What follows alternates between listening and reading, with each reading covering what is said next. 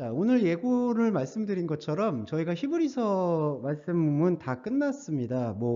근데 이제 좀 번거롭고 힘드시겠지만 그 히브리서 말씀을 다시 한번 좀 들어보시면서 이제 복기를 해보는 시간을 따로 가지시는 거는 꼭 필수적이다라고 생각이 들어요. 이렇게 현장에서 들으신 말씀으로 마음의 기초밭을 닦았다면 그 현장에 들으셨던 말씀을 다시 한번 들음으로써 자기의 영혼이 영적으로 어떻게 발전되고 진화하는지를 확인해 보시는 것도 꼭 필요합니다. 특히 히브리서는 제가 소개를 해드릴 때 그 텍스트라고 하죠. 말씀 자체가 조금은 좀 이렇게 중구난방의 경우가 좀 있었어요. 솔직히 좀 편집이 매끄럽게 되어 있는 서신은 아닙니다.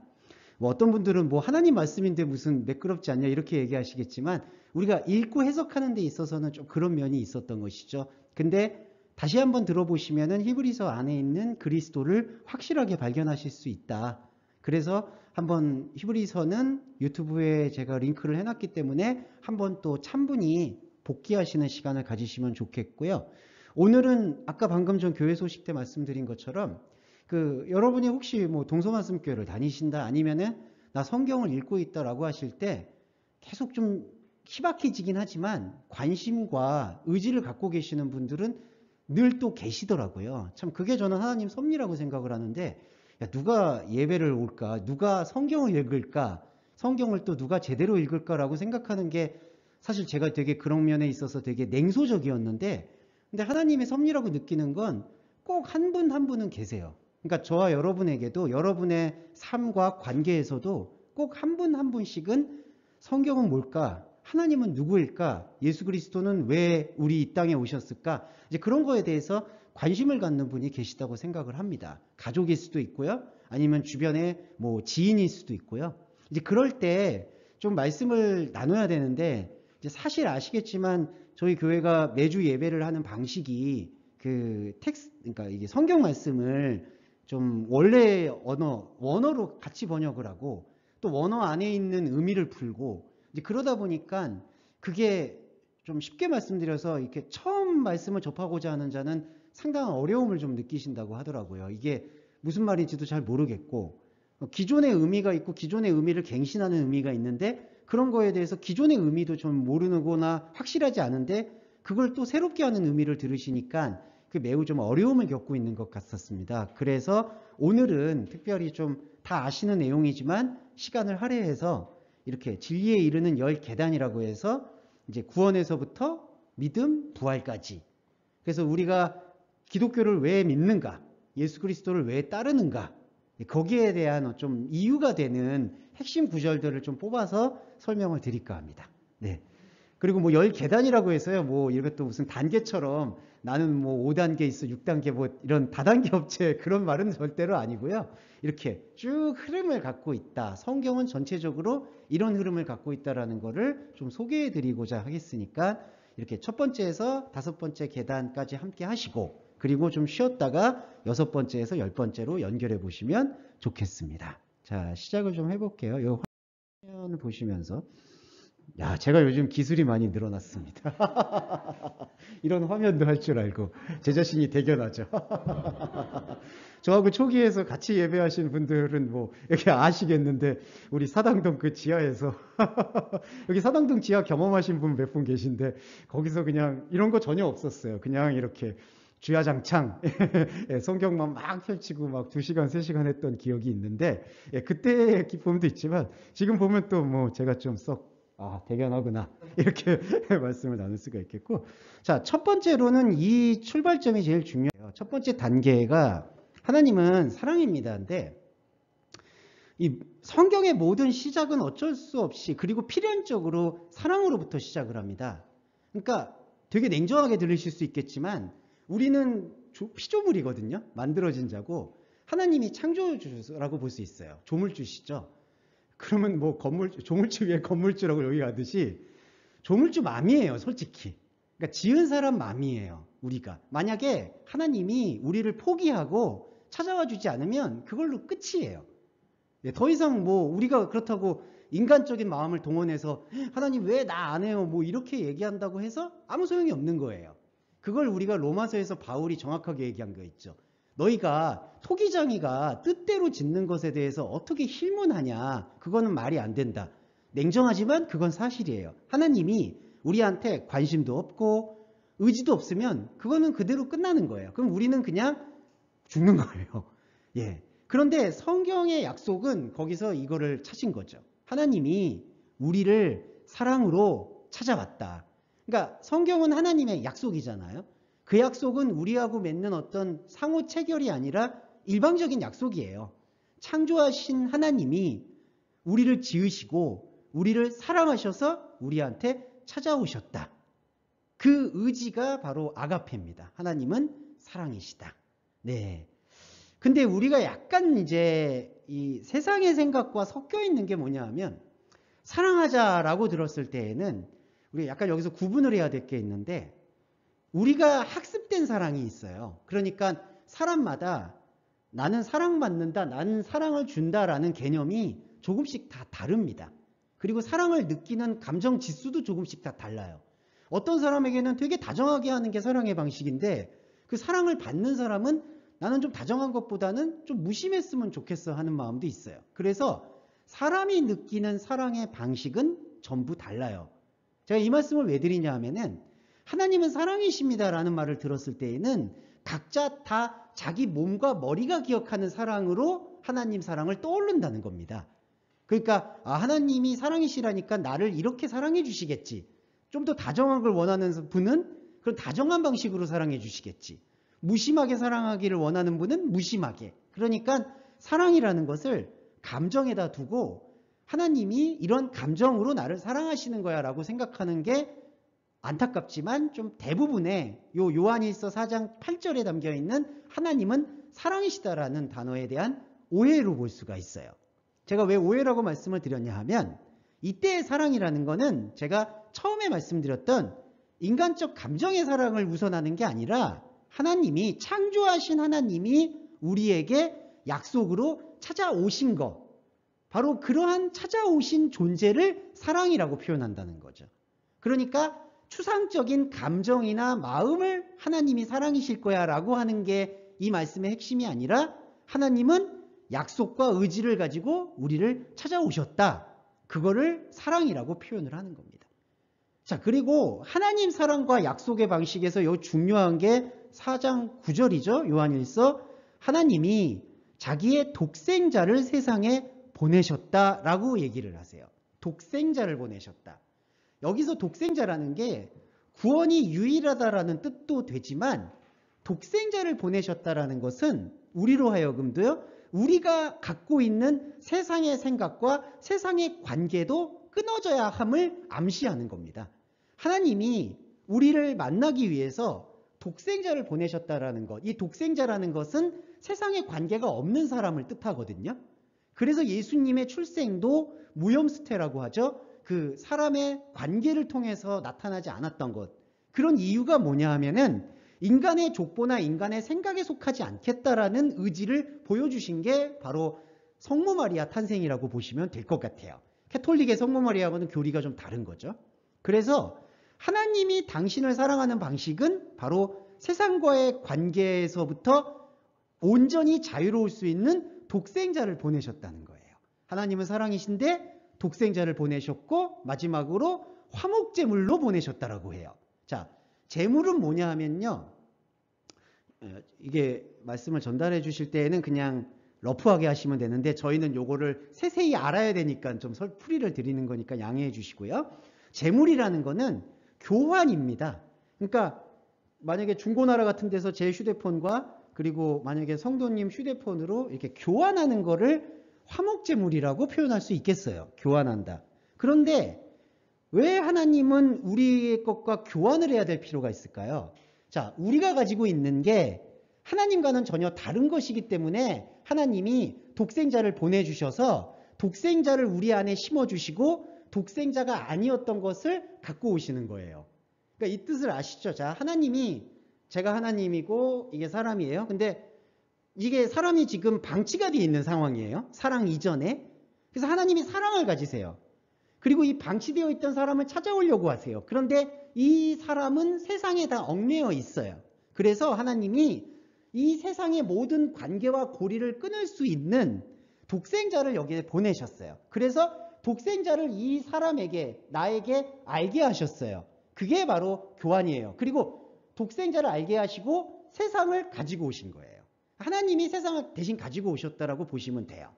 사랑하셔서 독생자를 보내셔서 세상을 가져오셨어요. 이렇게 함으로써 우리 안에는 하나님과 독생자 예수 그리스도와 그 예수 그리스도와 하나 되어 있는 나, 이 관계가 성립이 된다라고 보시면 되겠습니다. 이게 하나님은 사랑입니다 라는 거에 대한 표현인 거죠. 그러니까 제가 강조하고 싶은 건 단순히 요한일서 4장 8절에 하나님은 사랑이시다, 4장 7절인가 8절인가 정확히 제가 모르겠는데 하나님은 사랑이시다라는 게 그냥 사랑이 많으신 하나님, 이런 추상명사의 감정으로 대하지 마시고 약속으로 우리한테 독생자를 보내셔서 우리를 세상에서부터 완전히 교환하시는 의지, 그거를 사랑이라고 이해하시는 게 정확하다. 자, 이게 첫 번째예요. 첫 번째 안에 이미 다 담겨 있는 건데 이제 이게 조금씩 이제 자세하게 풀어지는 것 같은데요. 두 번째는, 자, 그러면 제가 하나님이 사랑의 의지를 품고 독생자를 보내셨잖아요. 그러면 독생자를 보내신 이유가 있는 거예요. 그게 뭐냐 하면은 바로 죄라는 겁니다. 그러니까 하나님과 우리가 만약에 죄라는 것이 없었다라면은 이렇게 독생자를 보내셔서 화목제물을 가지실 이유가 없는 거죠. 하지만 인간에게는 죄라는 것이 있었던 거예요. 근데 여기서도 중요한 건 죄라는 게, 우리는 이 죄라는 단어를 듣게 되면은 거의 대부분이 자범죄의 영역을 생각을 하거든요. 그러니까 너 죄 졌어. 그러니까 동사로 생각을 해요. 그러니까 너가 죄를 지어서 죄인이야. 근데 성경에서 말하는 죄는 이제 신약 성경에서 밝히 말하는데 내가 무슨 행위를 해서 죄를 진 게 아니라 나의 지금 상태를 설명하고 있는 거. 이거를 조금 좀 집중적으로 이해하시면 좋을 것 같아요. 그러니까 내가 뭔가 행위를 통해서 진 것. 그래서 성경에서는 그걸 또 오랫동안 잘못 이해하게 되면은 내 어떤 조상이 잘못 지어서 그 조상의 죄가, 뭐 조상이라고 얘기하면은 첫사람 아담으로까지 거슬러 올라가겠죠. 그 조상이 지었던 죄가 이렇게 이어 내려와서 나한테도 그 죄가 영향력이 있는 거다, 이렇게 보는데 성경에서는 죄를 그걸 설명하고 싶어 하시는 게 아니라 너가 나와 지금 하나님으로부터, 나로부터 돌아서 있다, 그 상태 자체를 설명하신다는 거예요. 상태. 그러니까 여러분, 죄는, 성경에서 말하는 죄는 행위가 본질이 아니라 상태가 본질이에요. 우리가 하나님과 돌아서 있는 자체가 죄예요. 행위로 짓는 죄가 죄가 아니라, 행위로 짓는 죄는 뭐냐면요, 이렇게 이해하시면 돼요. 하나님으로부터 돌아서 있잖아요. 근데 우리 안에 종교심이 있잖아요. 그래서 자꾸 헛된 신을 찾아다니잖아요. 그리고 헛된 신한테 예배하거나 거기서 위로를 받고 만족을 느끼잖아요. 그러면 그거는 점점 돌아서 있는 상태에서 점점 행함으로 하나님과 돌아서 있는 상태를 견고하게 쌓는 거예요. 그걸 바벨탑이라고 해요. 자, 그래서 죄의 본질을 들춰보면 잘못해서 지은 죄가 죄가 아니라 하나님으로부터 돌아서 있는 상태 자체가 죄라는 거예요. 그리고 성경은 우리가 갖고 있는 현 주소를 정확히 보라는 거예요. 하나님과 예수 그리스도를 통해서, 독생자를 통해서 하나가 되지 않으면 그게 죄다. 그러니까 우리가 아니 나는 뭐 죄진 게 없는데 왜 이러세요? 제가 도덕 윤리적으로 잘 찾고 행하는데 왜 그러세요? 또 율법적으로 생각하는 사람은 나는 뭐 모태신앙이라 태어나면서부터 하나님 말씀 잘 듣고 뭐 했는데 내가 무슨 죄가 있어요? 행함으로 자꾸 포인트를 주니까 그런 거거든요. 성경은 우리가 잘못했다라는 것을 일단 지우게 하시고 잘못하고 잘못하지 않고의 문제가 아니라 너가 나와, 하나님의 입장에서 너가 나와 떨어져 있다, 이거를 죄라고 얘기합니다. 이걸 계속 우리가 솔직히 주입을 해야 돼요. 안 그러면 사실 우리가 이제 교육을 받고 훈련을 받고 쌓아오면서 사회적이든 종교적이든 죄라는 것에 대해서 너무 깊은 편견이 좀 있습니다. 내가 지었던 죄, 내가 행했던 죄. 그래서 일단 성경에서의 죄는 하나님으로부터 떨어져 있다. 자, 로마서 3장 9절이 이거를 정확하게 설명해 주고 있어요. 자, 유대인이나 헬라인이나 다 죄 아래 있다고 우리가 이미 선언하였다. 자, 이 얘기를 잠깐 시대적인 배경을 드리면 유대인의 민족의식을 갖고 있는 사람은 자신들이 옳아요. 그러니까 자신들만이 구원을 받고 헬라인이나 로마인이나 이방 백성들은 구원을 못 받는 걸로 강한 자부심을 갖고 있었어요. 그게 유대인의 생각이었어요. 반대로 헬라인의 생각은요. 헬라인들도 자기들이 섬기는 신이 있잖아요. 자기들이 섬기는 신이 그때 당시에 로마의 신이고 태양신인데 태양신이 이 세상을 다 정복해 줄 거다. 이게 신의 뜻이다라고 약속을 줬어요. 그들의 약속. 이방신의 약속. 그래서 헬라인들은 자신들이 선택받은 사람이라고 생각을 해요. 그런데 이 로마서에서 바울은 파격적으로 자기의 신분이 유대인임에도 불구하고 유대인이든 헬라인이든 이방인이든 무엇이든 모두 죄 아래 있다라고 선포하신 거예요. 그럼 이때 죄가 뭘까요? 행위죄가 아니라는 거예요. 왜냐하면 유대인들이 봤을 때는 헬라인이 행위죄가 많은 사람들이고요. 왜냐하면 가만히 있는 자기네 나라 약탈해가지고 식민지로 삼았으니까. 우리 일제강점기로 돌아보면 똑같은 거죠. 일본 사람들이 강제로 수탈을 해가지고 나라를 빼앗아 갔으니까 유대인의 입장에서 봤을 때 헬라인은 죄인, 자신들은 핍박받는 의인인 거예요. 자, 헬라인의 관점에서는요. 유대인들이 우리가 이렇게 정복해서 다스려주지 않으면 언제 이방인의 들깨처럼 찢어 먹힐지 모른다. 우리가 우리의 우수한 문명으로 유대인들을 깨우쳐줬다. 지금도 사실은 일부 친일파적인 생각을 가진 사람들 중에서는 그때 근대화로 인해서 한국이 잘 살게 되었다. 이렇게 주장하시는 분도 솔직히 좀 있잖아요. 그와 마찬가지인 거예요. 헬라인들이 봤을 때 유대인들이 죄가 많은 거고 자신들은 축복받은 사람들인 거예요. 그런데 바울은 로마 시민권이 있고 유대인임에도 불구하고 자신이 속해 있는 것에도 어느 곳에도 하나님을 찾을 수 없다라고 얘기를 한 거예요. 이 얘기는 오늘날 우리에게 돌아와 보면은 우리가 교회를 다녀서 선한 일을 하고 봉사를 하고 헌금을 하고 열심히 예배를 드렸다고 해서 그 죄 아래에 있다라는 것에 대해서 나는 그렇게 행위로 열심히 했으니까 하나님이 나의 죄를 사해 주시겠지라고 기대하는 것 자체를 버리라는 거예요. 그러니까 행위로서는 하나님과 우리가 떨어져 있는 죄를 결코 돌이킬 수가 없다는 거예요. 절대로 행위로서는. 이게 복음의 진수라고 보시면 됩니다. 그러니까 우리가 뭔가 노력을 한다고 해서 이 죄에서 벗어날 수 있는 것은 아니에요. 그래서 의인은 없나니 하나도 없으며 깨닫는 자도 없고 하나님 찾는 자도 없고 다 치우쳐 무익하게 되고 선을 행하는 자는 없나니 하나도 없다. 이걸 강조한 거죠. 그러니까 하늘 아래에서 사람은 자기 행위로서 이 죄를 용서받을 수 있는 길, 이 죄로부터 돌아설 수 있는 길은 어디에도 없다. 이걸 우리가 성경에서 정확히 못 받고 가야 됩니다. 네. 행위로서는 한 터럭도 하나님을 만날 수 있는 부분은 없어요. 그럼 우리는 어떻게 만난 건가요? 아까 말씀드렸듯이 하나님이 사랑의 약속을 가지고 독생자의 말씀을 보내셔서 화목제물로 삼는 것으로 통해서 우리는 깨어난 거죠. 그거는 여러분 행위가 아니라 발견이라고 보시면 돼요. 그러니까 우리가 뭔가를 이루어내서 하나님께 영광 돌린 게 아니라 우리 안에 찾아오신 약속의 사랑을 발견했기 때문에 구원이 열린다. 이렇게 생각을 하셔야 된다. 이렇게 조금은 생각을 하시면 좋을 것 같아요. 이게 죄의 출발점이라고 보시면 되겠습니다.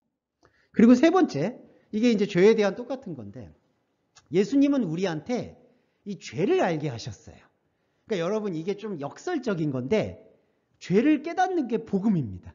그러니까 그 행위죄 있죠. 자범죄를 내가 죄인이야 이렇게 얘기하는 거는 솔직히 하나님과 우리와의 관계에서 소용이 없어요. 내가 정말 윤리적으로 양심적으로 하나님 앞에 죄를 많이 지었어요. 그렇게 회개하는 게 솔직히 큰 유익이 있을까요? 그냥 정신적인 훈련은 될 수 있을지언정 하나님을 제대로 본질적으로 만나는 것과는 상관이 없다고 보셔야 돼요.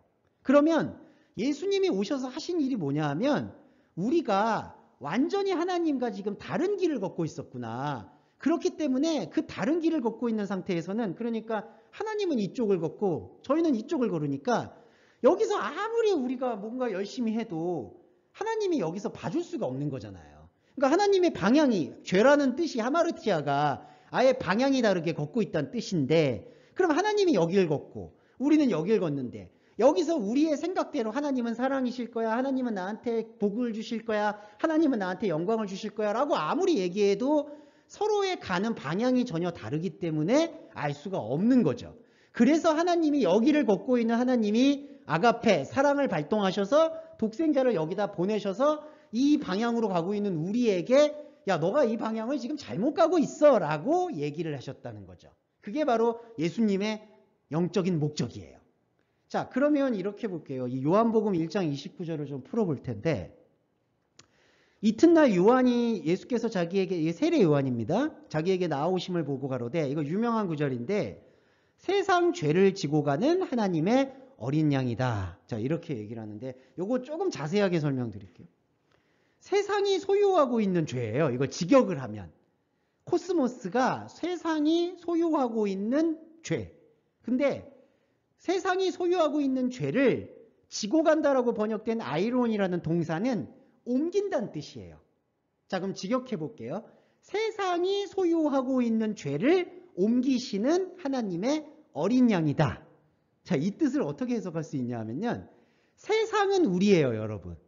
그래서 요한복음 보시면 요한복음 3장 16절이죠. 하나님이 세상을 이처럼 사랑하사라는 게 있어요. 자, 세상은 우리를 상징해요. 근데 우리가 지금 우리의 의지와는 상관없이 죄를 소유한 거예요. 하나님과 다른 방향을. 그러니까 자, 하나님 저기 가고 계셨죠? 우리 여기 있죠? 우리가 죄를 이렇게 소유하고 있는 거예요. 근데 소유하고 있는지도 몰라. 이걸 내가 죄를 잡고 있는지도 몰라. 그러면서 이걸 죄를 부여잡고 계속 가는 거예요.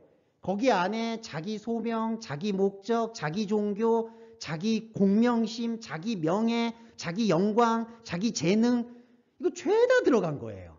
하나님을 모르고 있는 이 방향을 붙잡고. 예수님이 오셔서 세상을 옮긴 게 아니라요, 세상이 붙잡고 있는 이 죄를 이렇게 손에서 풀고 이 죄를 옮긴 거예요. 네, 어디로 옮겼냐? 어린 양으로 옮기셨다고 해요. 이 어린 양으로 옮기셨다라는 게 무슨 뜻이냐? 이것도 설명드릴게요.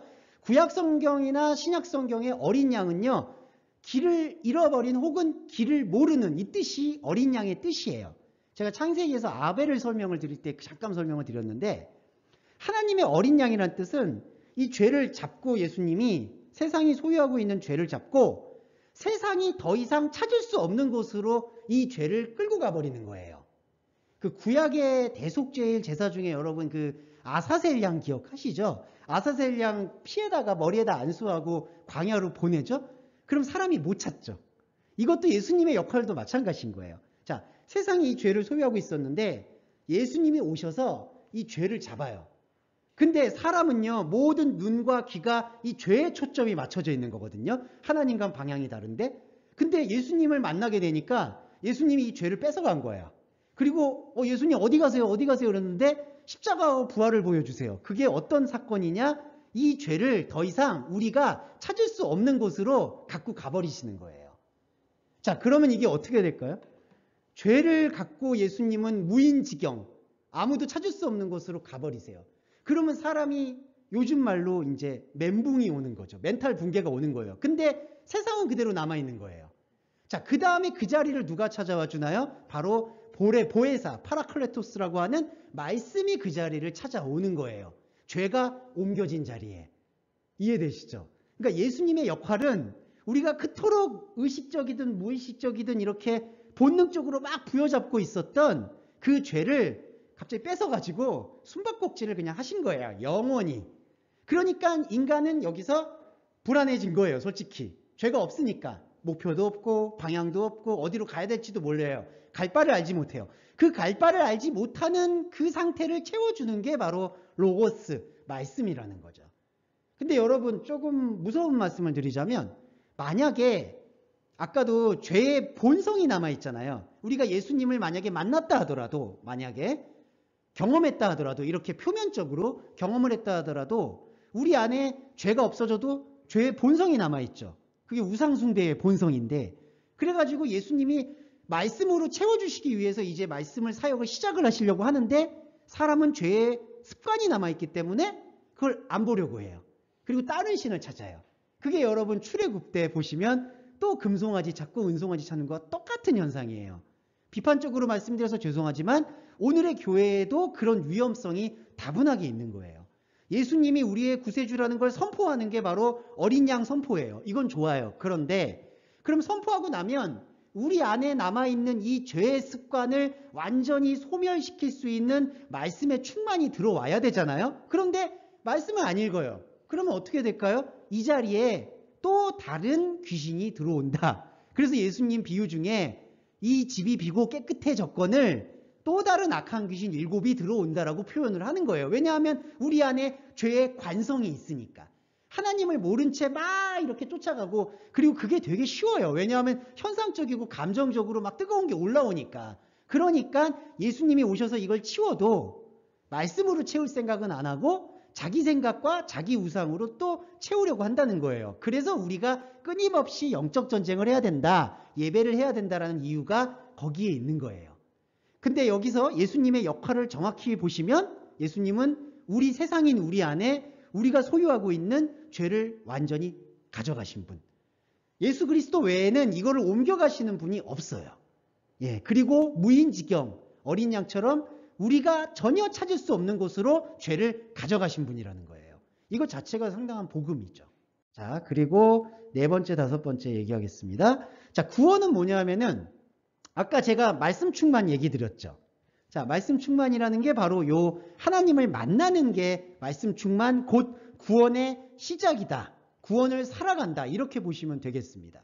자, 예수님이 마가복음에서 단순히 이 눈이 먼 사람을 눈을 뜨게 하신 기적처럼 보이는데, 여기서 마가복음의 기록자는 이게 단순히 육신의 눈을 뜨게 하신 것만이 아니었다라는 것을 아주 예민한 영적인 감각으로 포착을 했어요. 왜냐하면 이런 원어를 사용하세요.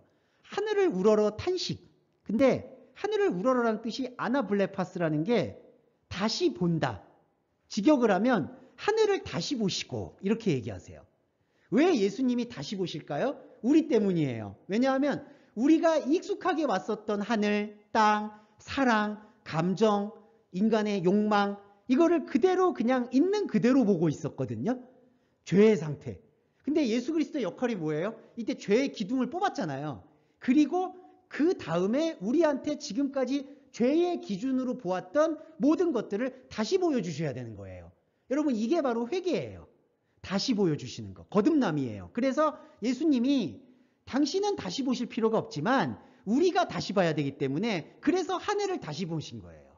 우리도 말씀을 다시 보는 거예요. 예수님의 말씀이 이거구나, 열리는 거구나. 그래서 그의 귀가 열리고 혀가 맺힌 것이 풀려 말이 분명해졌다. 이게 눈먼자가 아니었죠. 지금 이 귀가 멀고 이제 입을, 실제적인 것을 통해서 영적인 의미를 우리한테 풀어준 거죠. 우리 역시도 말씀의 깊은 것이 다시 풀어지게 될 때 다시 해석된다라는 게 바로 비유의 풀이이기도 하고요.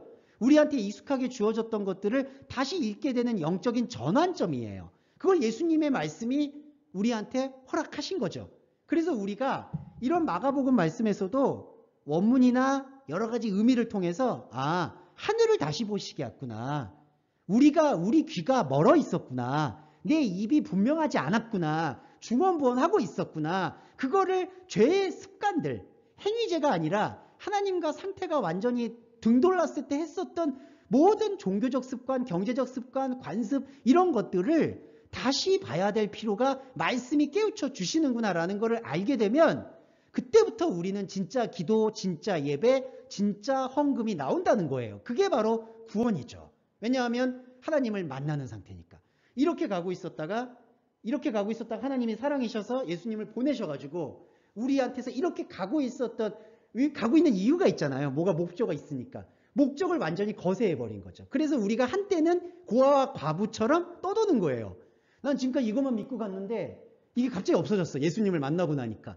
그 다음에 예수님이 하나씩 말씀을 던져주시는 거예요. 그러면 점점 용기를 얻고 이렇게 방향타를 돌리는 거죠. 여기 예수님, 하나님이 계신 방향으로. 이해되시죠? 이렇게 가고 있었다가 이렇게 보내셔서 이렇게 가고 있었던 이 목적의 깃발을 아예 끊어버리신 거예요. 옮겨버리신 거야. 그래서 길을 없어. 이거 뭐야? 이런 거죠. 마치 여러분 지리산 산행하실 때 갑자기 목적지를 다 잃어버렸어. 그래서 어떻게 가? 이랬을 때 말씀이 바로 귀가 열리고 혀가 맺힌 것을 분명하게 하시는 거예요. 근데 안타깝지만 중요한 거는 여기서 우리가 인내를 가지실 필요가 있는 거죠. 왜냐하면 내 인생 전체를 걸고 죄는 지배를 해왔거든요. 여기로 가라고. 근데 말씀을 접하게 될 때 이 깃발 자체를 완전히 끊어버린다고 생각을 해보세요. 이거는 몸이 이걸 아예 기억했고 감정이 기억했고 생각이 기억했기 때문에 갈 바를 알지 못하는 거예요. 솔직히. 그래서 사람이 제일 집요한 게 다른 목표만 세우기를 바라는 거예요. 이거 A가 없어졌으니까 B를 주세요. C를 주세요. D를 주세요. 그러니까 여러분 우리의 기도가 잘못 선용되게 되면 A가 없어졌으니까 B를 주세요. B가 없어졌으니까 C를 주세요. 자꾸 그런 목적 기도만 나오는 거예요. 본질 기도는 오간데 없고 예수님의 말씀의 본질은 여기에 있는 겁니다. 자, 이것만 예를 들어서 말씀드릴게요. 왜 마가복음에서 그냥 귀가 안 들리고 말이 안 되는 이 농아, 청각장애인을 예수님이 하나님 아들이라서 기적을 일으켰다. 그렇게만 강조해서 쓸 수 있거든요. 실제로 한글 번역 성경은 그렇게만 쓰였어요. 근데 여기서 아나플레포스, 에스타낙센, 탄식, 에바다라는 뜻, 그 다음에 디에고니오스, 자 이런 단어들이 다 풀이해 보면 뭐냐 하면요. 그냥 육신의 귀가 열린 거에 집중하는 게 아니라 마음과 영과 생각의 귀와 말과 혀가 풀렸다라는 것을 강조하는 단어를 곳곳에다가 강조하듯이 넣습니다. 그러면 우리가 그 원문을 통해서 풀이를 해보면 아 이거는 단순히 예수님이 기적을 베푼 내용이 아니구나. 바로 오늘 우리에게도 우리 귀가 열려야 되는 것을 얘기하는 거구나. 우리가 가지고 있었던 그 죄의 습관, 종교적 습관을 완전히 결별해야 될 용기와 비전과 영적인 그 흐름을 허락을 하시는 거구나. 그걸 깨달아야 된다는 거죠. 그게 바로 귀가 열리고 마치 말이 분명해지는 것. 그리고 또 하나는 자, 영생이라는 게 있어요. 영생이 뭐냐 하면 자, 사람은요. 믿는 사람이든 안 믿는 사람이든 안타깝지만 영원히 살아요. 그러니까 시간적으로. 그런데 안 믿는 사람에게는 생명이 없어요. 그래서 영생이라는 거는 영원과 생명의 합성어인데 안 믿는 이에게, 그러니까 예수 그리스도를 받아들이지 못하는 이에게는 생명이 없고 영원만 있는 거예요. 그럼 영원만 있게 되면 생명이 없으면 어떻게 될까요? 그 사람을 지배하는 건 죄, 곧 꺼지지 않는 불꽃밖에 없어요. 그게 바로 하데스, 그걸 이제 한글 번역으로 지옥이라고 번역을 한 거죠. 게헨나 혹은 하데스. 근데 생명은 뭐냐 하면 이런 영원히 살 수밖에 없는 우리를 하나님과 동행할 수 있도록 만들어주는 거예요. 그래서 영생이에요. 근데 그 영생의 유일함이 요한복음 17장 3절에서 예수님이 이렇게 밝힌 거예요. 하나님과 그의 보내신 자 예수 그리스도를 그노시스, 아는 것이다. 근데 이 아는 것이라는 게 뭐냐? 단순한 지식적인 알을 얘기하는 것만이 아니라 내가 가지고 있었던 죄의 어떤 다른 방향에 대한 모든 것들을 다 속속들이 발견하는 것. 그러니까 여러분 성경은요. 죄를 발견하는 거예요. 나의 하나님 없음을 솔직히 발견하는 행위예요. 그게 신앙 고백이에요. 그게 성경 66권을 읽으면 그래서 저와 같이 예배해 보시면 아시겠지만 항상 결론은 똑같을 수밖에 없어요. 아, 내 안에 하나님이 없구나. 내 안에 하나님은 있을 수가 없구나. 그리고 그 자리에 하나님의 독생자의 생명이 우리를 채워주셨구나. 그거를 깨닫게 되는 거예요. 그게 바로 영생이라는 거죠. 행위가 아니라 말씀을 통해서 그거를 발견하는 게 곧 영생이고 그 발견하는 과정에 나를 이렇게 견인시키고 노출시키는 과정을 믿음이라고 한다. 그러니까 믿음을 지속하면 구원이 보이는 거고 구원이 보이면 우리의 죄가 또 선명히 보이고 이 연결고리가 선명하게 느껴지신다라고 생각을 합니다. 여기까지가 5번째 논리고요. 5번째 맞죠? 예, 좀 쉬었다가 6번째 살펴보도록 하겠습니다.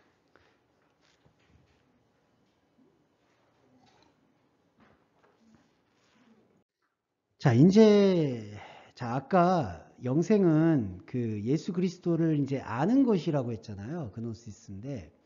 근데 여기서부터 이제 6번째는 약간 어려워요. 뭐가 어렵냐 하면은 몸이라는 게 이제 등장하는데요. 지금의 몸을 넘어선 이제 진짜 몸이 있다. 이렇게 설명을 하는데 이게 이제 말씀의 몸이 된 상태를 뜻합니다.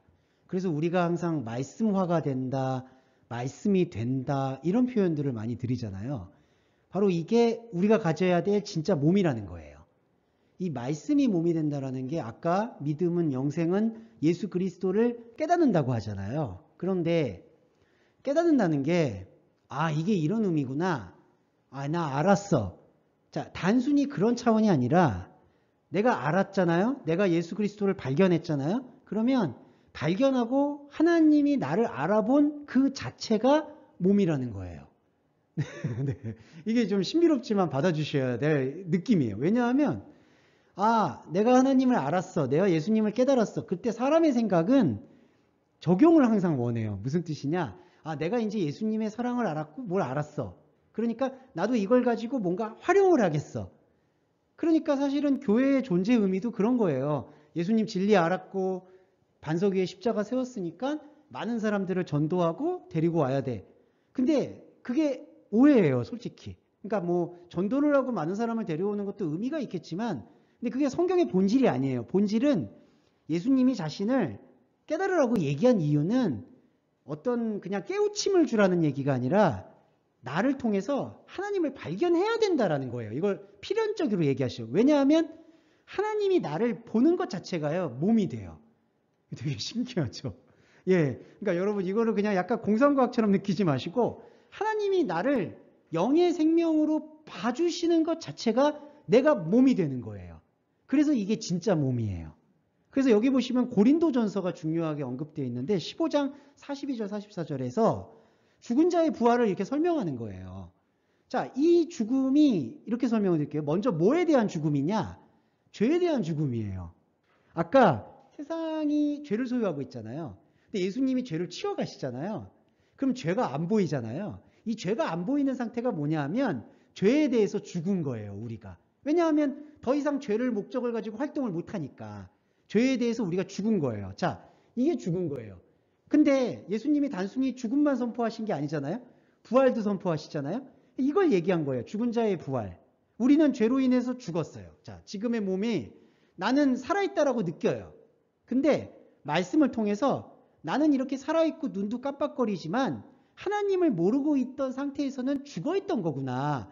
창세기 보면 아시겠지만은 아담과 하와가 하나님이 그 말씀하시잖아요. 그 나무를 먹는 나라에는 정령 죽으리라. 그 얘기는 풀어보면 생명에 참여하지 못한 너는 생명에 대해서는 죽어있는 것이다. 이걸 설명했죠. 그게 죽음이에요. 근데 그 죽음의 부활을 누가 이루어내느냐? 바로 예수 그리스도의 중보를 통해서 하나님을 보게 되잖아요. 그러면 썩을 것으로 심었으나 썩지 않을 것으로 살아나는 거예요. 자, 썩는 것과 썩지 않는 건 이렇게 설명드릴게요. 썩는 건요, 나쁘다 좋다가 아니라 사람의 시간을 뜻해요. 부패라는 건 여러분 사람의 시간의 속성이죠. 시간이 지나면 썩잖아요. 근데 썩지 않는 건 뭐죠? 사람의 시간이 아니라 바로 하나님의 시간을 얘기하는 거예요. 욕된 것도 그렇고요. 약한 것도 사람의 시간, 썩지 않는 것, 영광스러운 것, 강한 것, 하나님의 시간. 이거예요. 그러니까 자, 우리 그리스도인의 생명의 정체성은요. 이 죄에 대해서 죽은 몸을 선포하지 않고 죄로 계속해서 살아가는 거는 그냥 죽는 상태로 사는 거예요. 그러니까 죽는 상태로 살다가 유기옷을 벗으면 죽는 상태로 또 영원히 가는 거예요. 그게 지옥이죠, 여러분. 근데 그리스도인은 그 죽는 상태 속에서 예수 그리스도를 통해서 하나님을 발견하는 몸, 썩지 않고 영광스럽고 강한 것. 이 몸을 말씀을 통해서 발견하는 거예요. 자, 말씀을 통해서 발견하는 게 바로 영의 몸이에요. 이걸 헬라어로 소마 푸뉴마티콘이라고 표현하죠.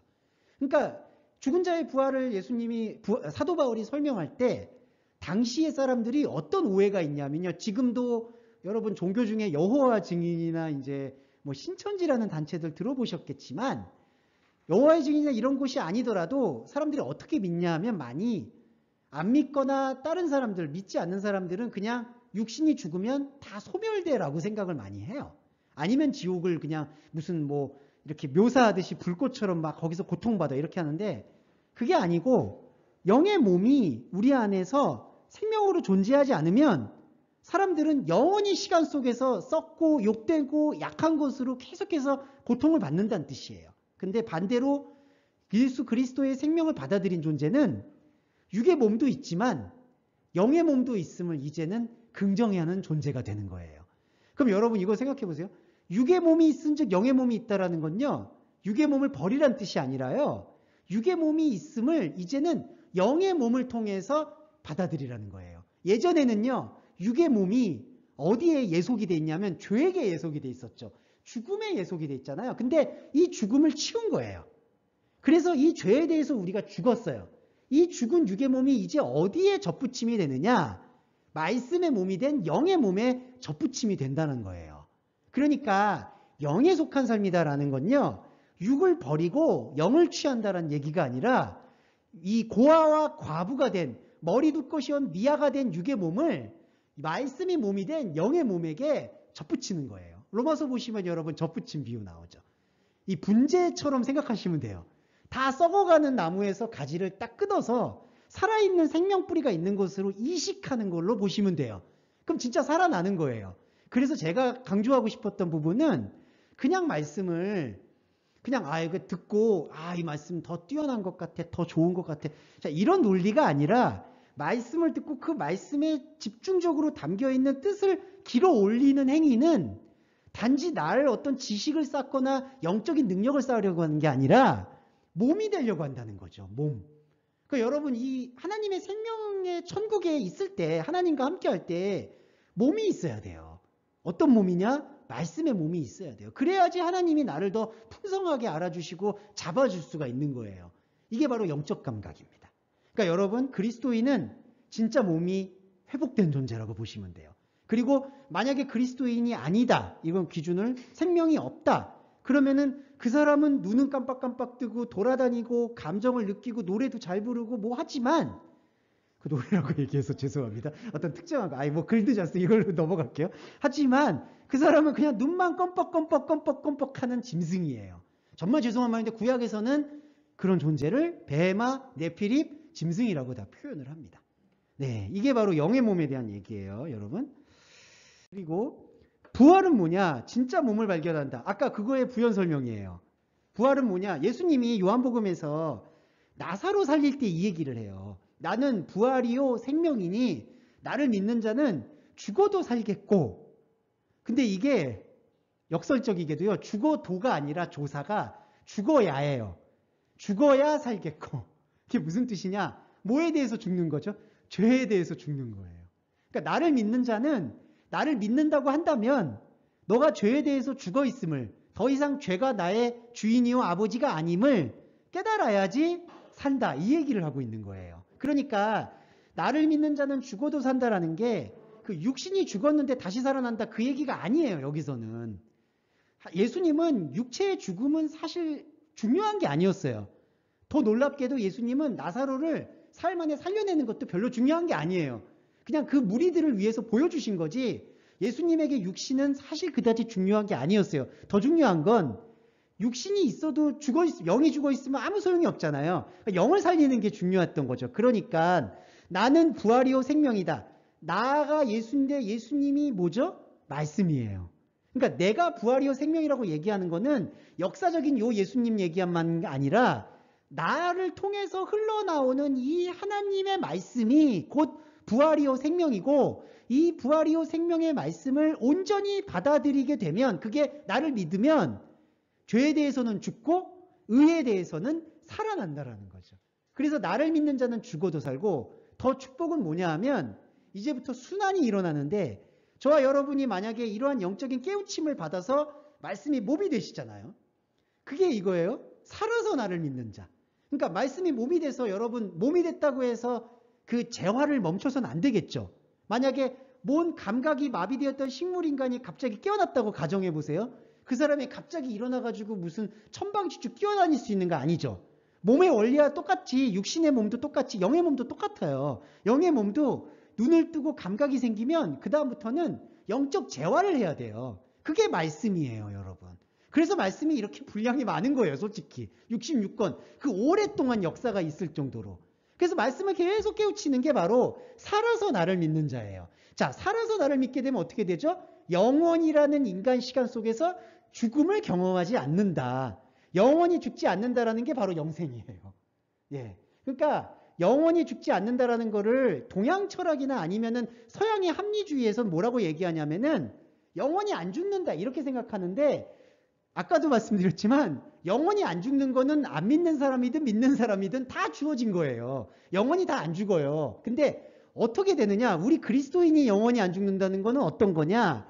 그냥 이렇게 존재가 안 죽는다는 게 아니라 존재가 하나님에게 덧입혀져서 생명에게 덧입혀져서 생명으로 영원함을 살게 된다.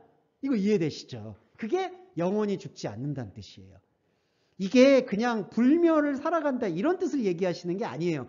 불멸은요, 우리가 여러분이 원하든 원치 않든 그냥 받아들여야 돼요. 그런 게 바로 토기장의 비유의 적용이에요. 어떤 분들은 그런 거, 저도 되게 억울한 면이 있어요. 그냥 이렇게 인생 살고 그냥 끝났으면 좋겠어. 근데 토기장이가 우리를 지을 때의 그 원리인 거예요. 그걸 우리가 어떻게 책 잡을 수는 없잖아요. 우리한테 주어져 있는 거에 대해서. 그러면 이 주어져 있는 상황 속에서 말씀의 진리를 캐내야 되거든요. 그게 바로 영생의 원리라는 거예요. 나는 부활이요 생명이니 믿는 자는 죽어도 산다. 여기서 죽는다는 건 육신 죽음이 아니라 영의 죽음 속에서 영이 살아난다. 그리고 영이 살아난 상태에서 계속해서 하나님 말씀의 몸이 되는 영적 믿음을 갖게 되면 영원의 시간 속에서 생명으로 살아간다. 영생을 얻는다. 이 뜻입니다. 그래서 우리가 부활의 몸이 꼭 돼야 돼요. 그래서 여기 제가 이런 거를 읽은 거죠. 고린도전서 보시면 썩을 것이 썩지 아니함을 입고 죽을 것이 죽지 아니함을 입는다. 썩을 것이 썩지 않는 것을 입고 죽을 것이 죽지 아니함을 입을 때에는 이게 그리스도인의 모습입니다, 여러분. 자, 썩는 게 나쁘다 좋다가 아니에요, 전혀. 자, 썩는 건데 썩고 있어요, 우리는. 인생의 시간은 돌이킬 수가 없죠. 저와 집사님도 2019년에 봤지만 2019년 돌이킬 수가 없어요. 앞으로 계속 가요. 이게 썩는 거예요. 근데 이렇게 썩는 시간에 그리스도인은 하나님의 창조의 시간인 썩지 않는 것을 입는다는 거죠. 이게 바로 그리스도로 옷을 입는 거예요. 이게 부활이에요. 그리고 죽을 것이 죽지 않음을 입을. 이건 또 뭐냐? 우리는 예수 그리스도가 없었으면, 하나님의 사랑이 없었으면 필연적으로 죽을 수밖에 없었던 거죠. 육신의 죽음이 아니라 영의 죽음이. 근데 예수 그리스도의 사랑으로 말미암아 죽지 않는 것을 입은 거예요. 그러니까 죽음을 이제 벗어나는 거죠. 죄에 대해서는 죽고 의에 대해서는 살아나는 것을 경험하는 게 죽지 아니함을 입은 거예요. 자, 이럴 때 어떻게 되냐 하면은 바로 사망을 삼키고 이기리라 하고 기록된 말씀이 이루어진다. 그럼 이때 사망은 뭘까요? 하나님에 대해서 죽어있는 사망이었죠. 하나님에 대해서 죽어있는, 하나님에 대해서 등을 돌리고 있는 게 사망이에요. 사망을 삼켜버린다는 거예요. 그러니까 이게 중요한 게 사망을 멀리한다는 얘기가 아니라 사망을 내 안으로 완전히 흡수한다는 뜻이에요. 하나님을 몰랐던 죄를. 이게 축복이죠, 그러니까. 그러니까 사망마저도 삼켜버린 거예요. 그러면 솔직히 감정적이든 체계적이든 어떤 삶이든 감정적으로도 아니면 삶에 있어서도 두려움은 사라질 수밖에는 없는 거예요, 솔직히. 그러니까 여러분 그리스도인에게는요, 관계든 경제적인 상황이든 건강이든 어떤 분은 이렇게 여쭤봐요. 아니 실제적으로 고통스러운데 그게 어떻게 없다고 얘기합니까? 라고 얘기하지만 저는 이제 그거를 단언컨대 솔직히 그게 허상이에요, 이제는. 그러니까 그리스도인에게는 눈에 주어져 있는 현상이 허상이에요. 진짜 본질이에요. 그러니까 이 생각을 가지시고 여러분의 현실적인 삶을 대하신다면 현실적인 삶에서 사실은 이겨내거나 뭐 싸워야 되거나 이런 고통의 순간들은 없다고 봐도 무방해요. 솔직히. 그건 다 허상이에요. 내가 실제로 아프고 힘든 거는 있겠지만 거기에 대해서 서로 위로해 주는 것, 저도 그렇게 위로받고 위로하죠. 하지만 중요한 건 그건 허상이에요. 진짜 실체가 이제 그리스도인에게는 사망을 삼키고 이겼기 때문에 진짜 실체인 몸이 있다는 거예요. 그래서 이 몸을 게을리하지 않고 계속해서 생명으로 깨우쳐야 돼요. 그게 바로 예배예요. 그래서 우리가 왜 그냥 말씀 한 번 보면 뭐 인간도 소용없고 그냥 뭐 다 그 얘긴데 왜 그렇게 그냥 뭐 말씀 보라고 하냐 이렇게 생각하시는 분도 많은데 이게 어머니 여러분 생각하시면 알겠지만 아니 하루에도 밥 안 먹으면 안 되잖아요. 그럼요. 몸을 위해서는 그렇게 발버둥 치는데 영의 몸도 말씀으로 채워내야 돼요. 안 그러면요, 여러분 죄의 그 체계, 죄의 습관이라는 거는 간단한 게 아니에요. 그냥 도덕 윤리적으로 해결될 수 있는 문제도 아니고요. 말씀의 흐름 속에 자기를 노출 안 하면은 언제든 죄송한데 사망을 내가 흡수한 게 아니라 사망이 나를 삼켜요. 그러니까 이 영적 전쟁이라는 상황은 꼭 유념을 하셔야 돼요. 근데 제가 강조드리고 싶은 건 자꾸 그 영적 전쟁을 이상한 방법으로 한다는 게 문제인 거죠.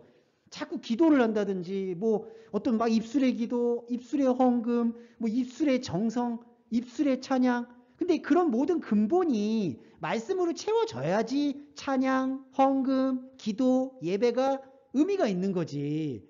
그 의미가 없는 상태에서 계속해서 그걸 강화하게 될 때 우리는 하나님의 진정한 생명 오디뷴으로부터 멀어진다. 돌이키기가 힘들다. 이 얘기를 꼭 드리고 싶어서 말씀을 드렸고요. 이제 거의 다 왔는데 영원한 기쁨을 누리게 해야 될 것. 자, 이거 설명드릴게요. 이게 이미 사람이 갖고 있는 가장 본성적인 대표예요. 내가 뭘 해야지 영생을 얻습니까? 그러니까 이 질문에서 제일 잘못된 게 뭐냐 하면은 뭘 해야지라고 묻는 거예요. 근데 여기 지금 보시면은 이 누가복음에서는 이 사람을 뭐라고 정체성을 잡았냐? 율법 교사라고 해요. 네. 이건 여담이지만 저희가 목사님 이게 현역에서 막 말씀하고 하시는 목사님들하고 얘기를 나누면은 말씀을 나누면 제일 단점이 뭐냐면 그거를 이렇게 그냥 자기가 느끼고 이렇게 흡수해야 되는데 그게 아니라 꼭 내가 들어가지고 이거 누구한테 전달해 줘야지 그런 생각을 갖고 계세요.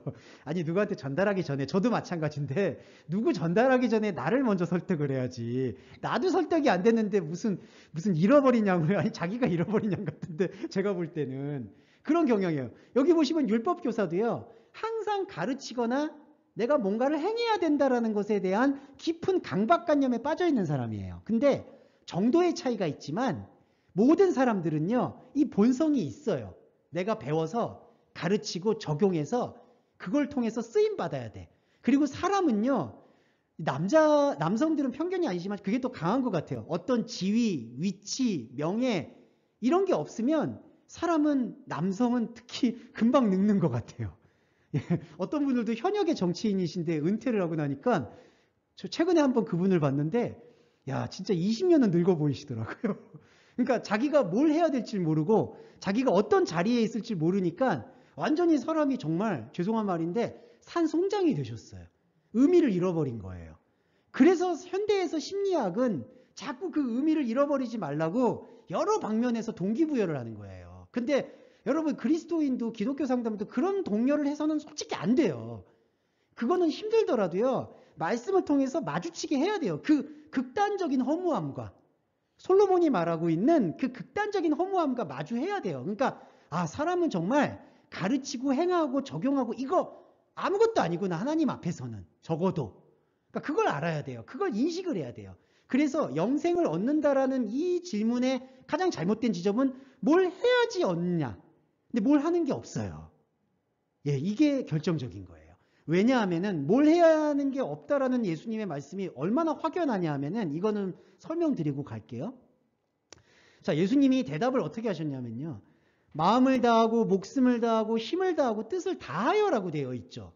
자, 이거는 번역 성경과 원문 성경 차이를 좀 설명을 드릴게요. 여기 제가 잠깐 적어놨는데 에크홀레스로 시작이 돼요. 이렇게 마음 다하고 다하고 다하고 다하고. 근데 이 엑소홀레스라는 요 문법은요. 풀이를 해보면요. 무엇으로부터 나오라는 얘기예요. 그러니까 다하라는 뜻은 힘을 다하라는 얘기잖아요. 정성을 쏟으라는 얘기잖아요. 근데 헬라어의 이 문장은 뭐냐면요. 무엇으로부터 나오라는 얘기예요. 그럼 무슨 뜻일까요? 마음을 다하라. 마음으로부터 나오라는 얘기예요. 그게 그 기가진이 프로그램인데 제가 뭐라고 소리를 크게 하면 저 친구가 반응을 하더라고요. 네, 잘 모르겠대. 그래서 다시 설명을 하겠습니다. 네, 다시. 네, 잘 모르겠대. 예. 네. 자, 마음 다하고 목숨 다하고 힘을 다하고 뜻을 다하라는 게 예수님의 말씀의 본질적 뜻은 너 마음으로부터 나오라는 거예요. 너 목숨으로부터 나와라. 너 힘으로부터 나와라. 뜻으로부터 나와라. 이 얘기가 다 뭐냐? 힘 빼란 얘기예요. 그러니까 이게 좀 잘못된 거예요. 그러니까 정성을 다해가지고 하나님을 사랑해라가 아니라 너가 지금까지 정성을 다하고 있던 그 마음, 힘, 뜻, 목숨에서 좀 나와서 생각을 해라. 그게 하나님 사랑하는 진짜 방법이라는 거죠. 그러니까 저는 이런 게 번역의 아쉬움이라고 생각해요. 그러니까 지극정성을 다해서 하나님을 사랑하라고 생각하는 거기 때문에 그 지극정성이라는 것은 끝이 없습니다.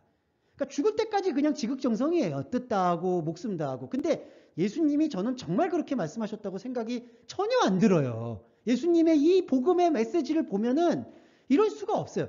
그래서 본질적인 뜻이 너가 지금까지 왜냐하면 율법교사가 바로 그 질문의 생각으로 마음, 목숨, 힘, 뜻이 다 꽉 차 있잖아요. 뭘 해야지, 뭘 해서 영광 돌려야지, 뭘 해야지. 근데 예수님이 여기서 너 가지고 있는 그 모든 생각을 다 빼버려라. 근데 이것도 내가 뺄 수 있나요? 내가 못 빼요. 그럼 뭐가 뺄까요? 사랑의 하나님의 말씀이 우리 안에 있는 독소를 뽑아낼 수가 있는 거예요. 특히 말하는 자기 부인이라는 것도 내가 죄에 대해서 죽어야지. 여러분 자범죄에 대해서 진짜 죄송한 말인데 진짜 안 죽습니다. 안 죽어요. 절대로 안 죽습니다. 죄송한데 제 경험에 의하면 저도 이제 나름 열심히 20일 단위의 새벽 기도를 해봤지 않았습니까? 정말 예 정말 경건에 하루에 한 끼 먹고요 정말. 예, 그리고 20일 이거 예를 제가 진짜 이거는 필요하니까 말씀을 드릴게요. 정말 저는 절박한 마음으로 했어요. 정말 웬만하면 금식까지 하려고 그랬는데 이제 그때 직장을 다녔기 때문에 그건 못했고 그래서 매일 새벽에 가서 새벽 4시에서 7시까지 기도를 했어요. 그래서 마침내 20일이 끝났어요.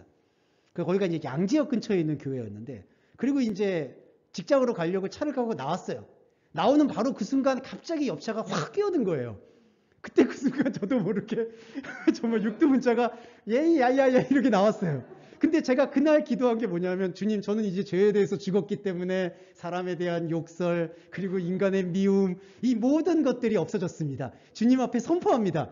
선포하는 바로 그 5초 사이에 예. 그때 근데 제가 아주 멍하니 그때 차를 대어놓고 저는 그때 되게 은혜를 받은 게 다시 생각을 한 거예요. 내가 과연 이렇게 기도하는 게 맞았는가? 그러니까 하나님이 저는 그것도 섭리라고 생각을 해요. 그러니까 그렇게 기도하고 결심을 하고 나는 이제 죄에 대해서 죽었습니다 하고 딱 주차장을 나오자마자 정말 저도 모르게 화가 머리끝까지 치솟더라고요. 깜빡이도 안 틀고 들어오니까. 제가 쫓아가서 잡을 뻔했어요. 아마 여기 계신 분들도 다 대동소이 하시겠지만 그런 생각이 있었을 거예요. 그때 제가 느꼈던 게 그때 이 말씀이 떠올랐어요.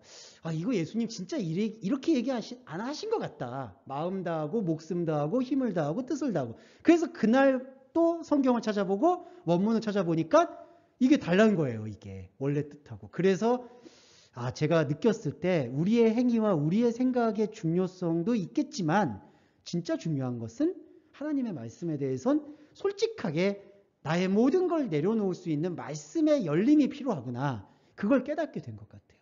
그게 하나님 사랑하는 방법입니다. 저는 이거는 꼭 말씀드리고 싶었어요. 마음 다하고 목숨 다하고 힘 다하고 뜻 다한다. 이걸 내려놓는 거죠. 그리고 또 하나는요. 요거 말씀드릴게요. 이웃을 내 자신과 같이 사랑하라고 하잖아요. 자, 여기서 말하는 이웃이요. 구약 성경과 신약 성경을 통틀어서 제가 종합적으로 설명을 드리면 이 이웃은 내 자신이에요, 원래. 근데 제가 예전에 계속해서 반복해서 말씀드린 거 있죠. 또 다른 나예요, 이게. 또 다른 나를 너의 자신과 같이 사랑하라고 하는 거예요. 그럼 이때 너의 자신은 누구죠? 예수님이 내어놓은 예수님과 연합된 몸이에요. 예수님과 연합된 몸의 마음으로 너의 안에 있는 또 다른 너들을 사랑을 해야 된다. 또 다른 나는 누구일까요? 지금 아까 기도원 예를, 새벽 기도 예를 들었듯이 또 다른 세상에 얽혀있는 나. 그거를 사랑해야 된다는 거예요. 그러니까 전도를 한다는 건요. 본질적으로는 나를 전도해야 돼요. 나에 대한 관심을 놓지 말아야 되고 이게 이기주의가 아니라요. 나를 살려놔야 돼요. 그리고 나를 유지해야 돼요. 그래야지 나를 통해서 여러분 목사님, 집사님, 성도님을 통해서 만나게 되는 지인들이 필연적으로 인플루언서, 영향을 받게 돼요. 이제 어떤 영향이냐? 현상의 영향이 아니라 영적인 영향이에요. 당장은 못 알아들으실 수 있고 당장은 어려우실 수 있고 여러분의 지인들이 여러분의 가족들이 그러실 수 있어도요. 나중에 분명히 그 열매는 나와요. 영적인 열매. 그래서 먼저는 내 자신을 사랑하는 게 가장 중요하다. 이렇게 말씀드릴 수 있겠습니다. 자, 그래서 10번째 계단의 이제 마지막인데 영과 진리로 예배를 한다. 이 얘기로 조금 마무리를 하고 싶은데 예배의 본질은요. 영과 진리로 압축이 됩니다. 그러니까 예배는 상투적인 표현이지만 원론적인 건데 어떤 형식을 갖추는 게 예배는 전혀 아니에요, 여러분. 기도도 마찬가지입니다. 기도나 예배나 제사나 헌금이나 솔직히 같은 어원이야. 같은 뜻을 갖고 있는데 그 예배는 기도는 영과 진리 안에서 해야 돼요. 그러면 영과 진리 안에서 할 수 있는 예배의 방식은 솔직히 딱 하나예요. 진리는 뭐냐면 내가 가지고 있었던 죄의 습관과 같은 껍데기를 벗는 행위예요. 알레데이아라는 진리는요. 껍질을 벗긴다는 뜻입니다. 그러니까 껍질을 벗긴다는 뜻은요, 우리 안에 그만큼 견고한 껍데기가 있다는 뜻이에요. 그래서 말씀을 진리라고 얘기하는 건요, 그러니까 옳다 그르다 맞다 틀리다 이런 얘기가 아니라, 말씀이 진리라는 것은 유일하게 나의 껍데기를 벗겨낼 수 있는 거다라는 그 효능성을 얘기한 겁니다. 이해되시죠? 그러니까 말씀은요, 다른 어떤 가르침과 다른 유일한 특성은 내 껍데기를 벗겨낼 수가 있는 거예요. 폭로할 수가 있는 거예요. 그리고 영은 뭐죠? 껍데기가 벗겨지고 나면 보이는 거예요, 영이. 그래서 예배는 처음에는 진리, 내 껍데기를 벗어요. 내가 갖고 있는 죄의 습관을 벗어요. 그리고 그 다음에는 영을 만나게 합니다. 그럼 영을 만나면 하나님을 만나는 거예요. 하나님을 만나는 게 아까도 말씀드렸듯이 몸이에요. 그러니까 여러분, 이게 약간 복잡하지만 이 두 감각을 갖고 계셔야 돼요. 이렇게 현상적이고 육신적이고 생각하고 있는 나도 몸이지만, 이 몸을 통해서 말씀을 느끼고 교감을 하잖아요. 그러면 그거 그냥 교감이 돼서 그냥 송이꿀과 같이 달았다, 오늘 은혜가 됐다, 이게 아니에요, 절대로. 그렇게 듣고 느끼고 머릿속으로 느꼈던 게 진리로 껍데기가 벗겨져서 영으로 대면하셨기 때문에 그게 몸이 되는 거예요, 여러분. 그러니까 여러분, 그냥 쉽게 말씀드리면 여러분 안에 두 몸이 있는 거예요. 영의 몸이 있은즉 육의 몸이 있은즉 영의 몸이 있다. 이 영의 몸에 이제 관심을 가져야 된다는 거예요. 그런데 이제 마지막으로 말하고 마칠게요. 그런데 우리가 갖고 있는 예배가 자꾸 이 예배의 위험성 중에 하나가 뭐냐 하면, 껍데기를 벗기고 영으로 만나는 데 집중하는 예배가 아니라 그냥 껍데기는 껍데기대로 놔두고 영을 다른 데서 찾는 경우가 많아요. 그러니까 어떤 신비적인 체험, 초자연적인 감각, 우리가 흔히 은사라고 말하는 어떤 사람들의 어떤 그런 초자연적인 어떤 달란트? 그런 걸 통해서 예배를 찾으려고 하는 경우가 허다한 거예요. 그런데 그거에 대한 악영향은 뭐냐 하면은, 그럼 그냥 그런 예배도 드리고 이런 예배도 드리면 어떻겠냐라고 얘기하는데, 그게 안 돼요. 그게 고린도전서에서 얘기하는 하나님의 잔과 귀신의 잔을 겸하여 마실 수 없다는 겁니다. 정말 냉정하게 말씀드리고 싶은 건, 거기서 말하는 귀신의 잔이라는 게 그냥 이방 종교가 드리는 제사가 아니라는 거예요. 우리 안에 그러한 위험성이 내포된 거예요.